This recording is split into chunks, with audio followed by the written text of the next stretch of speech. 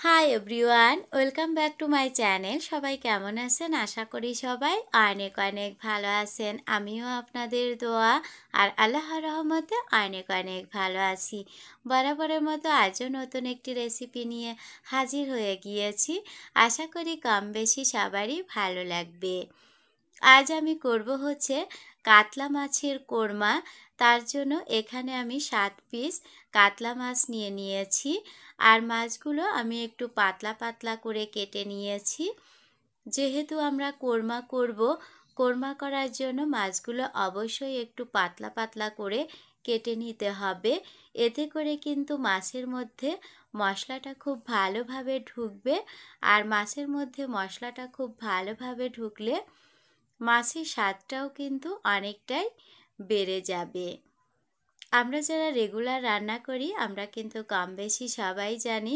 আমার নতুন রাঁধুনি আপু তোমরা যারা আছো, তোমরা যখনই যে টাইপের রেসিপি করো না কেন, চেষ্টা করবে মাছগুলোকে খুব ভালোভাবে ম্যারিনেট করার জন্য।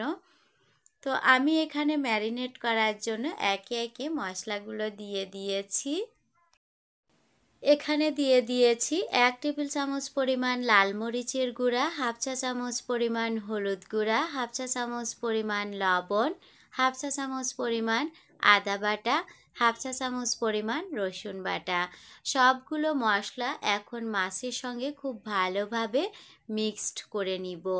মশলাগুলোকে খুব ভালোভাবে মিক্সড করে আমি মাছগুলোকে ম্যারিনেট করে রাখবো 1 ঘন্টা মতো। হাতে সময় কম থাকলে আধা ঘন্টা মতো রাখলেও চলবে।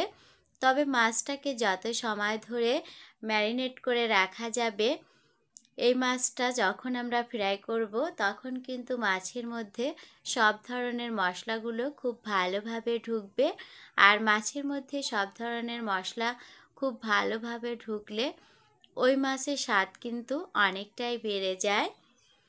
তো দেখতেই পাচ্ছেন আমি কিভাবে মাছগুলোকে মশলার সঙ্গে মিক্সড করে নিচ্ছি।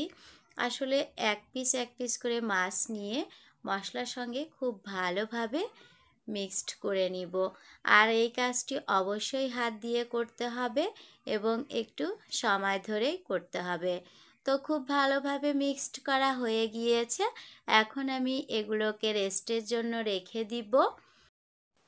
ফিরে এলাম 1 ঘন্টা পর। আর আমি চলে এসেছি কিচেনে। চুলায় একটি প্যান বসিয়ে প্যানটা ভালোভাবে গরম হয়ে গেলে এখানে অ্যাড করে দিব 1 টেবিল চামচ পরিমাণ ঘি আর পরিমাণ মতো তেল। আসলে আমি আজকের কোরমাটা করব ঘি আর তেলের সমন্বয়ে।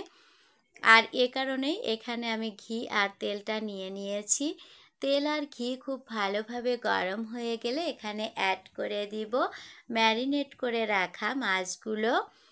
আর এটা কিন্তু গরম তেল, এই কাজটা একটু সাবধানে করতে হবে, নইলে কিন্তু তেলটা ছিটে হাতে বা মুখে লেগে যেতে পারে। এই কারণে খুবই সাবধানে করতে হবে। আসলে গরম তেলের কাজগুলো একটু সাবধানে করাই ভালো। আমার নতুন রাঁধুনি আপু তোমরা যারা আছো, তোমরা যখনই তেলের কাজ করো না কেন চেষ্টা করবে একটু সাবধানে করার জন্য। এতে কিন্তু কোনো প্রকারের বিপদ হওয়ার সম্ভাবনা থাকে না। তো একে একে সবগুলো মাছ আমি দিয়ে দিয়েছি। কোরমা করার জন্য মাছটাকে আমি একটু বেশি করে ফ্রাই করে নিব। তো আমার মাছটা ফ্রাই করা হয়ে গিয়েছে আর আমি তুলেও নিয়েছি। এখন ওই একই তেলের মধ্যে আমি কিছু পেঁয়াজ বেরেস্তা করে নিব। যেহেতু কোরমা করব আর কোরমাটা করার জন্য কিন্তু অবশ্যই পেঁয়াজ বেরেস্তাটা লাগবে। তো আমার পেঁয়াজ বেরেস্তা কিন্তু প্রায় রেডি হয়ে এসেছে।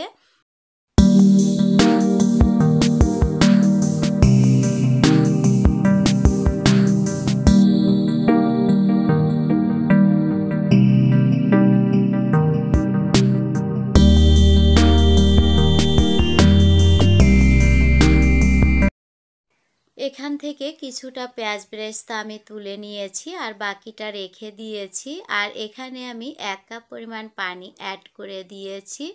এখন আমি একে একে মশলাগুলো অ্যাড করে দিব। এখানে আমি দিয়ে দিব 3 টেবিল চামচ পরিমাণ পেঁয়াজ বাটা, হাফ টেবিল চামচ পরিমাণ আদা বাটা, হাফ টেবিল চামচ পরিমাণ রসুন বাটা। এখন একটু নেড়ে চেড়ে মিক্সড করে নিয়ে এরপর আমি গুঁড়া মশলাগুলো অ্যাড করে দিব। এখানে আমি অ্যাড করে দিব 1 টেবিল চামচ পরিমাণ লাল মরিচের গুঁড়া, দিয়ে দিব হাফ চা চামচ পরিমাণ জিরা গুঁড়া, সেই সঙ্গে এখানে আমি অ্যাড করে দিব স্বাদ অনুযায়ী লবণ, দিয়ে একটু ভালোভাবে নেড়ে চেড়ে নিব।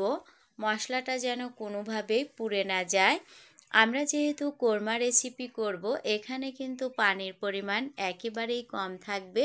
এই কারণে মশলাটা কষানোর সময় খেয়াল রাখতে হবে যেন কোনোভাবে মশলাটা পুড়ে না যায়। এখন এই পর্যায়ে এখানে আমি অ্যাড করে দিব বেশ কিছু কাঁচামরিচ ফালি। আসলে ঝালটা ডিপেন্ড করে কে কতটুকু পরিমাণ খান, যে যেভাবে খান সে সেভাবে দিলেই হবে। 2-3 মিনিট মতো একটু ভালোভাবে নেড়ে চেড়ে আমি মশলাটাকে কষিয়ে নিব। এখন এই পর্যায়ে এখানে আমি অ্যাড করে দিব 2টি তেজপাতা, 2 টুকরা দারুচিনি, 2টি এলাচ, 4-5টি মতো গোটা গোলমরিচ দিয়ে একটু নেড়ে চেড়ে এখানে আমি অ্যাড করে দিব 2 টেবিল চামচ পরিমাণ টক দই।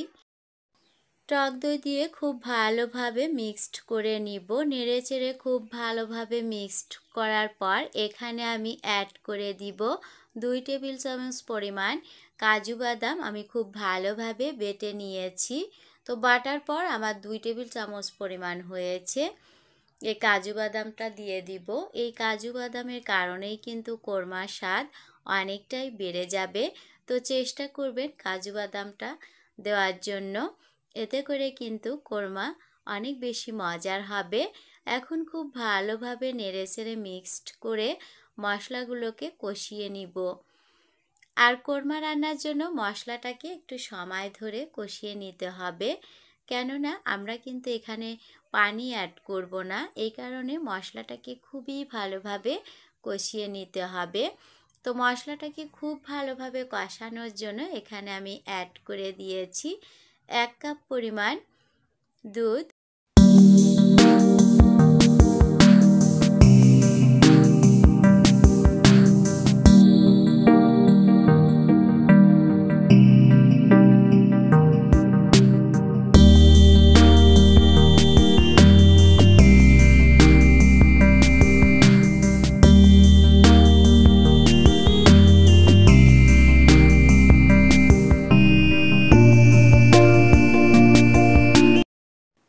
দুধটা দিয়ে মশলাটাকে খুব ভালোভাবে কষিয়ে নিয়েছি। এখন এই পর্যায়ে এখানে আমি ভেজে রাখা কাতলা মাছগুলো অ্যাড করে দিব।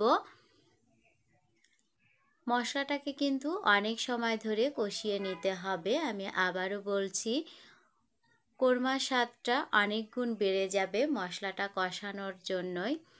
তো মাছগুলো দিয়ে দিয়েছি। এখন এই পর্যায়ে এখানে আমি অ্যাড করে দিব আবারও 1 কাপ পরিমাণ দুধ, আর সেই সঙ্গে আমি মাছটাকে খুব ভালোভাবে কুক করার জন্য অ্যাড করে দিব 1 কাপ পরিমাণ পানি। কেউ চাইলে পানির পরিবর্তে শুধু দুধ দিয়েও কোরমাটা করতে পারবেন। আসলে যার যার পছন্দ মতো, যে যেরকম পছন্দ করেন সে সেভাবেই করে নিতে পারবেন। অনেক বেশি মজার একটি রেসিপি, চাইলে ট্রাই করে দেখতে পারেন। আশা করি আপনাদেরও অনেক বেশি পছন্দ হবে। এখন খুব ভালোভাবে রান্না করে নিব, আর চুলার আঁচটা একটু মিডিয়াম করে রান্না করে নিব, কেননা এখানে কিন্তু অনেক পরিমাণ মশলাটা নিচ থেকে ধরে যেতে পারে। এজন্য খুবই সাবধানে রান্না করতে হবে। আর এই পর্যায়ে আমি এখন চুলাটা একেবারে দমে দিয়ে দিয়েছি, আর রান্না প্রায় হয়ে এসেছে। এখন এখানে আমি অ্যাড করে দিব আগে থেকে যে পেঁয়াজ বেরেস্তা করে রেখেছিলাম, পেঁয়াজ বেরেস্তা দিয়ে দিব। সঙ্গে দিয়ে দিব 1 টেবিল চামচ পরিমাণ ঘি, আর দিয়ে দিব বড় এলাচ। আমি একটু খুলে ভিতরের অংশটা দিয়ে দিব, এতে করে দারুণ একটা ফ্লেভার ছড়াবে, আর কোরমাটা খেতে কিন্তু অনেক বেশি মজার হবে। এখন এই পর্যায়ে আমি চুলাটাকে একেবারে দমে রেখে 20 মিনিট মতো খুব ভালোভাবে রান্না করে নিব। 20 মিনিট মতো দমে রান্না করলেই কিন্তু অলমোস্ট রেডি হয়ে যাবে অনেক বেশি মজার স্বাদের কাতলা মাছের কোরমা। চাইলে একবার হলেও ট্রাই করে দেখতে পারেন। তো মাই লাভলি ভিউয়ার্স, এই ছিল আমার আজকের আয়োজন। আবারও হাজির হয়ে যাব নতুন কোনো কিছু নিয়ে। সে পর্যন্ত সবাই অনেক বেশি ভালো থাকবেন, আমাদের জন্য দোয়া করবেন। আল্লাহ হাফেজ।